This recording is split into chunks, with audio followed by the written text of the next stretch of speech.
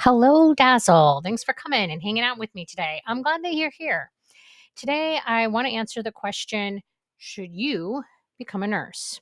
Because this is a question that I get asked rather often, but it can be difficult to answer on the fly because I feel that to answer this honestly, it really can't be a simple yes or no response.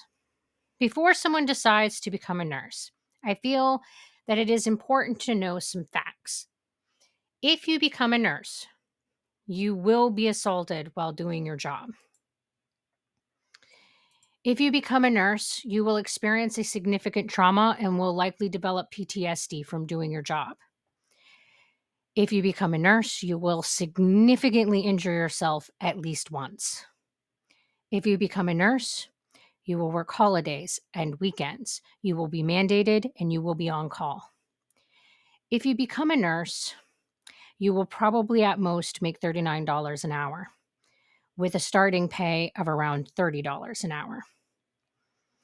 If you become a nurse, you will be in one of the top highest demand professions in the nation.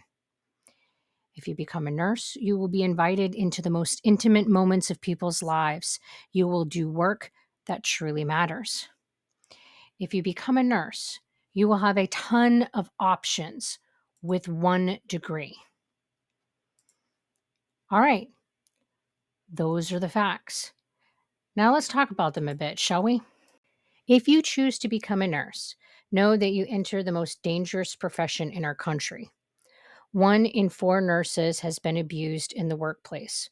Overall, the likelihood of a healthcare worker being exposed to violence is higher than prison guards or police officers. The stories that nurses tell are horrifying and all too common.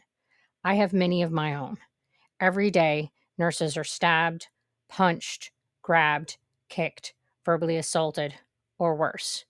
But this isn't the only risk that you will face. Nursing has higher rates of injury than construction and law enforcement. Some of the most common injuries that orderlies, nursing assistants, personal care aides, and registered nurses experience are torn rotator cuffs, sprains and strains, joint injuries, and herniated discs. The constant demands placed on our bodies from patient lifting leads to more injuries than all other occupations combined.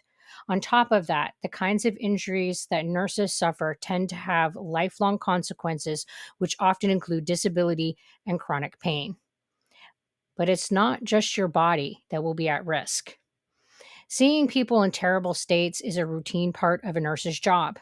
We hold the hands of the dying, comfort those who are left behind, close the eyes of dead children, and do our best to save as many as possible. Research estimates that 28.4% of nurses have a probable diagnosis of post traumatic stress disorder, with 15.4% experiencing severe symptoms. To put this number into context, those who fought in the Operation Iraq Freedom conflict have experienced the highest rate of PTSD at 29%. The overall war veteran PTSD rate is 7%. This means that nurses are 3 times more likely to develop PTSD than a war veteran and are not far behind those who were involved in the most traumatic conflict. Your schedule will include holidays and weekends. Most nursing jobs give 2 weeks of vacation and 2 weeks of paid sick time, but you will likely need to request your time off a month or more in advance. You might even be required to find your own coverage to get a vacation approved. Every shift you work will be short staffed because there are never enough nurses to cover all of the positions. You never get paid more for doing the extra work when you are working with fewer nurses.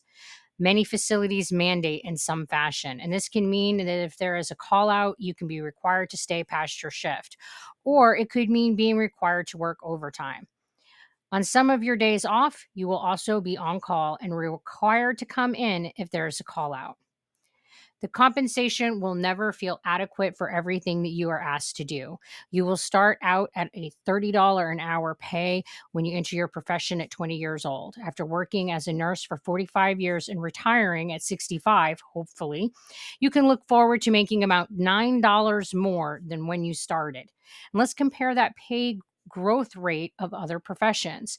The average starting pay for an accountant is $15 and the overall average is 32, giving them a growth rate of 17. This is more than doubling their starting rate. Computer programmers have an average starting rate of 17 with an overall average of 48, giving them a growth rate of 31. This is again a doubling of their starting rate. Lawyers, on the average, start out with 23 and increase up to 47, giving them a growth rate of 24. Again, it doubles. Compare that to the meager increase by 1/3 that nurses see in their pay, and it doesn't feel like the kind of pay growth that you'd expect to see from the highest risk profession in the country. There are some good things to report.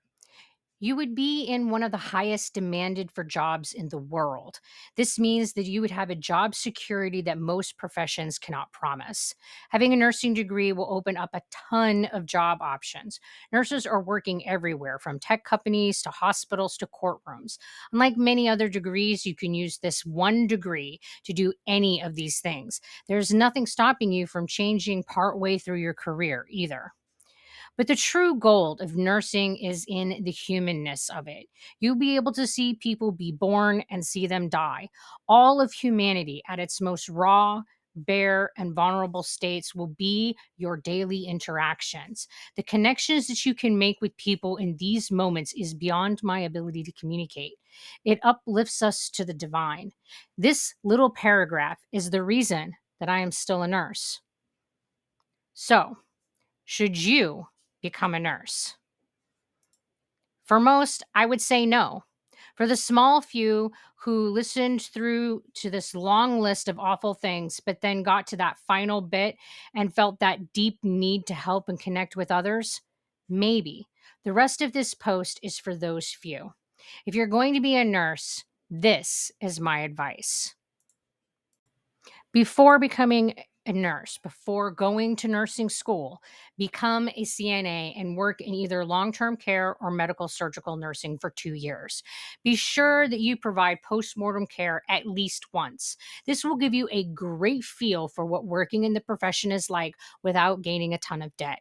If you still want to be a nurse after 2 years of being a CNA, then you're probably going to be okay. Not to mention that it will help you better appreciate and supervise the CNAs that you will work with as a nurse. Always have a plan B. Never let yourself become dependent on your income as a nurse. The minute that this happens, you will become trapped in the profession, and then that isn't good for anyone. Have someone else's income, a nest egg, or another job that you can fall back on if you find that you need to leave nursing. Doesn't matter if it's a break or a forever kind of departure, you will want to have this ace in your sleeve. Never feel that it is something that you must do in order for you or your family to survive. Once that happens, you put yourself at risk for some really dangerous outcomes. Make work life balance a sacred duty. Think of it as something that is as essential as breathing. If you want to avoid many of the negative health consequences that come with nursing, you will need to maintain a healthy balance in your life. That means you only pick up shifts if you are benefiting from it. They will always be short, and you can never work enough to solve that problem. Stay focused on the long game. Working 80 hours a week will make you a fried crisp in no time. Build good boundaries. Find a way to draw an emotional wall between yourself and other people. Do not allow the problems and burdens of others become your personal crusades. You will meet and care for literally thousands of people over a nursing career. You cannot save them all. Enmeshing yourself with your patients will make you less capable of helping anyone, as you are much more likely to suffer burnout and PTSD. Boundaries are your emotional armor, and without your armor, you will not survive. All that said, I want you to know that I am still a nurse. It is a brutal and unforgiving profession. I have been assaulted. I've been injured more than once and will carry the consequences of one of those injuries with me for all my days. I am struggling with PTSD, but despite all of that, I don't think that I could ever walk away from the profession. I love being a nurse, but there is no way that I can advise that this profession is for most people. It's not. Well, that's about it for my rambling today. Thanks for coming and spending some time with me. If you like what you've been listening to, click on that like button. It really does help. And until we talk again, you guys be sure to take care of yourselves. Bye.